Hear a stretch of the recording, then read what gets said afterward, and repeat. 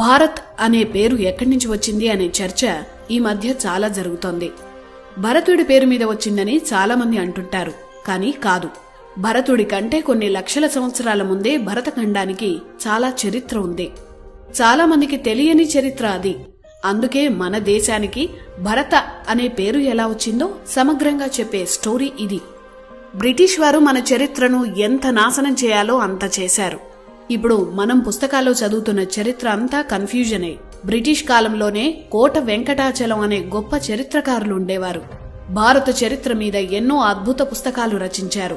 ఆ పుస్తకాలను ఆనాడు బ్రిటిష్ ప్రభుత్వం స్వాతంత్ర్యం వచ్చాక మన ప్రభుత్వాలు కూడా కనపడకుండా చేశాయి. కానీ ఇంటర్నెట్ పుణ్యమా అని ఆయన పుస్తకాలు దొరుకుతున్నాయి. ఎవరో విదేశీయులు ఆ తర్వాత వారి ప్రేరణతో మన స్వదేశీయులు రాసిన చరిత్రను గుడ్డిగా నమ్ముతున్నామప్పుడు. కోట వెంకటాచలం లాంటి గొప్ప పరిశోధకుడు రాసిన చరిత్రను ఎందుకు నమ్మకూడదు? భారత అనే పేరు ఎలా వచ్చింది? ఇది తెలియాలంటే ఈ సృష్టి ఆవిర్భావం, అలాగే భూమిపై జీవం ఏర్పడిన సమయం గురించి తెలియాలి. ఈ విశ్వం తర్వాత బ్రహ్మాండం, ఆ బ్రహ్మాండం బద్దలై ఇప్పుడు మనం చూస్తున్న అంతరిక్షం ఏర్పడ్డాయని హబుల్ టెలిస్కోపులు చెప్పడానికి 1000 ఏళ్ల ముందే ప్రతి పురాణము చెప్పింది. పురాతన చరిత్రను చెప్పే గ్రంథాలే పురాణాలు. పురాణం అంటే అర్థం అదే. జీవానికి అనుకూలమైన గ్రహం భూమి మాత్రమే అని బ్రహ్మాండ పురాణంలో ఉంటుంది. అలా భూమిపై జీవం మొదలైంది. సోలార్ సిస్టంలో మన భూమి ఒక భాగమని అందరికీ తెలుసు. ఆ సూర్యుడి శక్తి నుంచే జీవం పుట్టింది. సూర్యుడి వెలుగే జీవం. మన పురాణాలు వేదాల ప్రకారం మనిషిగానే జన్మించాడు. కోతి నుంచో చింపాంజీ నుంచో పరిణామం చెందినట్లు ఎక్కడా కనిపించదు. సూర్యుడే జీవానికి ఆధారం అన్న సంగతి సైన్స్ తెలిసిన వారందరికీ తెలిసిన విషయమే. అదే విషయాన్ని మన వేదాలు పురాణాలు ఎప్పుడో చెప్పాయి. ఆ సూర్యుడి వెలుగు నుంచి దేవతల శక్తితో అంటే ప్రకృతి శక్తితో జన్మించిన తొలి మానవుడే స్వయంభువ మనువు. అలా ఈ సృష్టి మొదలైంది. కొత్త సృష్టిలో తొలి మన్వంతరం ప్రారంభమైంది. సృష్టిని మన్వంతరాల కాలంతో పోలుస్తారు. అలా స్వయంభువ మనువుగా మనిషి మనుగడ ప్రారంభమైన మన్వంతరాన్ని స్వయంభువ మన్వంతరం అంటారు. 14 మన్వంతరాలు బ్రహ్మకు లేదా ఈ బ్రహ్మాండానికి ఒక పగటి కాలం. ఈ 14 మన్వంతరాలు పూర్తయ్యాక ఈ సృష్టి ముగిసి కొత్త సృష్టి మళ్లీ మొదలవుతుంది. ఒక్కో మన్వంతరం 71 మహాయుగాలు. ఒక మహాయుగంలో 4 యుగాలు అంటే 43,20,000 సంవత్సరాలు ఒక మహాయుగం.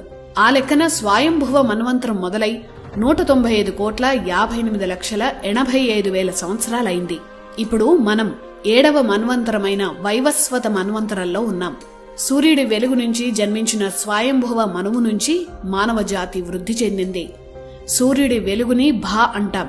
ఆ వెలుగు నుంచి పుట్టిన వారసులు కాబట్టే మనువు వారసులను దేవతలు భారతులు అని పిలిచారు. వీరు నివసించిన ప్రాంతం భరతవర్షమైంది. అలా వచ్చింది భారత అనే పేరు. మనువు వారసులు పాలించిన ఈ ప్రాంతాన్ని భరతవర్షంగా పిలవడం మొదలుపెట్టారు.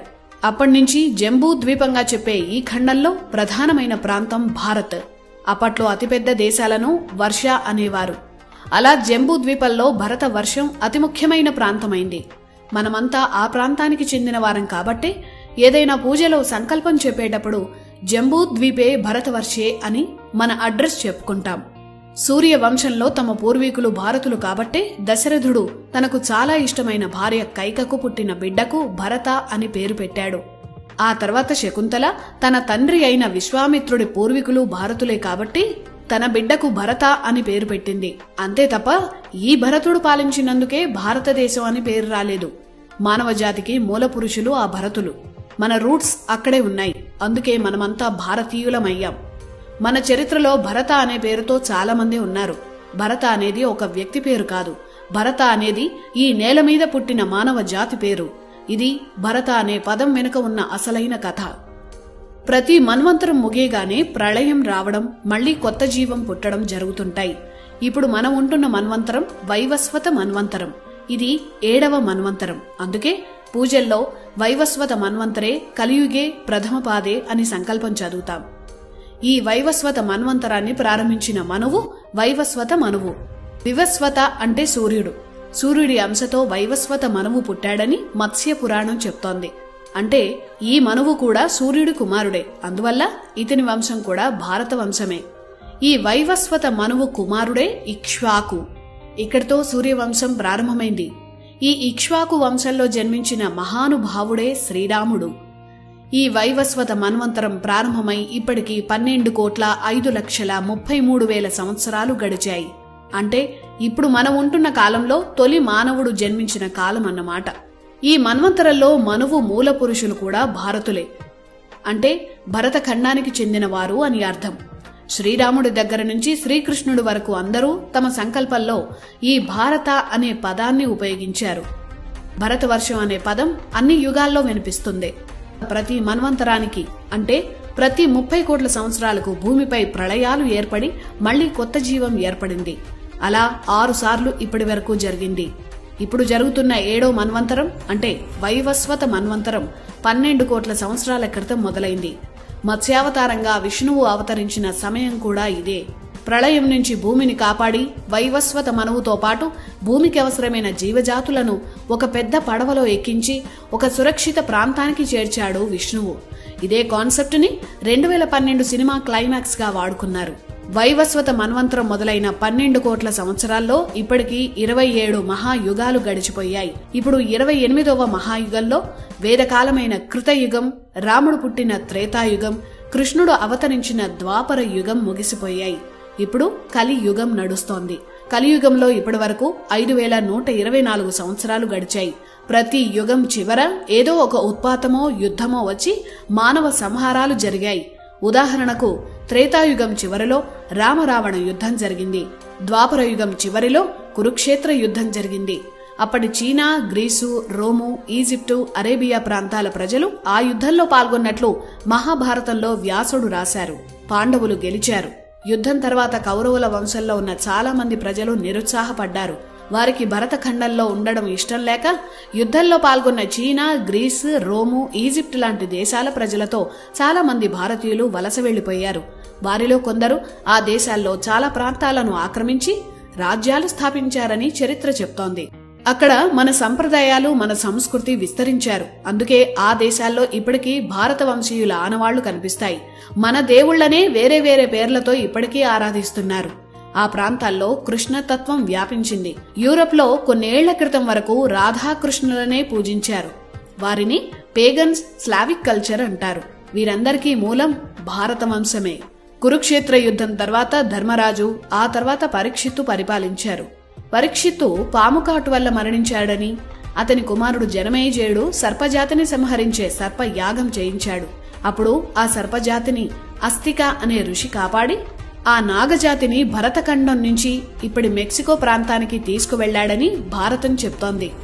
అలా ఆనాడు నాగజాతితో పాటు రాక్షస జాతికి చెందిన మయుడి వారసులు కూడా అస్తికుడితో మెక్సికో ప్రాంతానికి వెళ్లిపోయారు. ఆ మయుడి వారసులే మయన్స్ అయ్యారని, నాగజాతిని అస్తికుడు రక్షించాడు కాబట్టి వారు అడ్జెక్ట్స్ అయ్యారని చరిత్ర చెప్తోంది. ఇప్పటికీ మెక్సికోలో కనిపించే ఆనవాళ్లు, అక్కడి పెద్ద పెద్ద ఆలయాలు మన భారతదేశ సంస్కృతిని స్పష్టంగా చెప్తాయి. అంతెందుకు, మహాభారతం అనే పేరు వెనుక అసలు కథ ఇదే. మానవ మనుగడ, నాగరికత, చరిత్రను చెప్పే విధంగానే వ్యాసుడు తన ఇతిహాసానికి భారతం అని పేరు పెట్టాడు. మొదట జయం అనే పేరు పెట్టి ఆ తర్వాత భారత చరిత్రను చెప్పేందుకే భారతం అని పేరు మార్చడం వెనుక చారిత్రక కారణాలు ఉన్నాయి. ఇది భారత్ అనే పేరు వెనుక ఉన్న లక్షల ఏళ్ల చరిత్ర. మన భారతదేశ చరిత్రను రాయడమూ కష్టమే, ఆ చరిత్రను చెప్పడమూ కష్టమే. ఎందుకంటే ఏ దేశానికైనా మహా అయితే 1000 ఏళ్ళో 2000 ఏళ్ళో చరిత్ర ఉంటుంది. కానీ ఈ వేద భూమికి కోట్ల ఏళ్ల చరిత్ర ఉంది. ఇన్ని కోట్ల ఏళ్లలో ఎన్నో ఉత్పాతాలు, ప్రళయాలు, దాడులు, దోపిడీలు జరిగాయి. ఆ ఉత్పాతాలు, విధ్వంసాల మధ్య మన గ్రంథాలు ఎన్నో నాశనమయ్యాయి. అందుకే మన ఋషులు శృతిబద్ధంగా పాఠం బోధించేవారు. అంటే బట్టి పట్టే విధానం. ఆ విధానం వల్లే గ్రంథాలు నాశనమైపోయినా, నాశనం చేసినా వేదాలు, పురాణాలు, ఇతిహాసాలను మన పూర్వీకులు శృతుల రూపంలో అందరికీ తెలియజేయగలిగారు. వాటిని రాసుకొని రక్షించుకోగలిగారు. ఇది మన భారతదేశం. అలాగే భారత అనే పేరు వెనుక ఉన్న అసలు చరిత్ర.